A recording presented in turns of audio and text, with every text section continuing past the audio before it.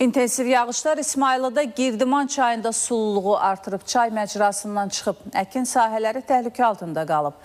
Maçaxı kəndində vəziyyət daha acınacaqlıdır.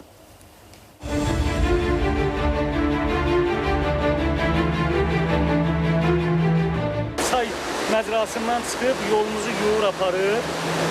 Həm də təhlükədir. Malqaramız düşür, yəni kənd cəmaatının hətta nəinki malqarası üçün, özləri üçün belə təhlükəlidir. Taxıl sahəmiz yəni təhlükə altındadır. Yolla, çayla 7 metrə məsafə qalıb. Yəni bir də yağış yağsa, belə çıxır ki, bu sahəni də yuyub aparacaq. Söhbət İsmayıllı rayonunun Maçaxı kəndindən gedir. Son vaxtlar bölgədə müşahidə edilən leysan xarakterli yağışlar nəticəsində Girdiman çayda sululuq artıb. Çay məcrasından çıxaraq Maçaxı və Sərdahar kəndlərinə gedən yolu yuyub. Həmçinin 160 nəfərin yaşadığı Maçaxı kənd sakinlərinə məxsus əkin və örüş sahələri də təhlükə ilə üz-üzə qalıb. Əsasən əkinçilik və heyvandarlıqla məşğul olan Maçaxı kənd sakinləri çıxılmaz vəziyyətdə deyir.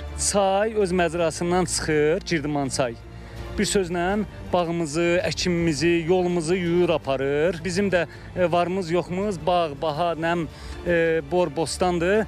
Yəni onu da yuyub aparandan sonra biz yəni nə ilə məşğul olacaq özümüz də bilmirik. Dayanmadan sel gəlir. Yəni demək olar ki, ayda bir neçə dəfə sel gəlir. Əvvəllər belə deyildi. Selin qabağını yalnız və yalnız bənd saxlaya bilər. Əvvəl çayla yolun arasında demək olar ki, 50 metr məsafə var idi. İndi amma elə bir ki, 2 metrə məsafə qalıb. Yuyub aparır. Bir dənə bizim deməli ümid yerimiz taxıl sahəsidir.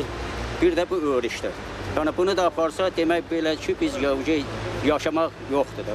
Yaranan təhlükə ilə bağlı İsmayıllı Su Meliorasiya Sistemləri İstismarı İdarəsindən bildirildi ki, sözügedən ərazilərdə dəfələrlə sahil mühafizə bəndləri yaradılıb və hazırda da vəziyyət nəzarətdədir. Girdiman çayda suyun səviyyəsi azalandan sonra sahil torpaq mühafizə bəndləri yenidən qurulacaq. Sadət Ayazqızı, Samir Cəbiyev, Nurlan Şiraliyev, ATV Xəbər, İsmayıllı.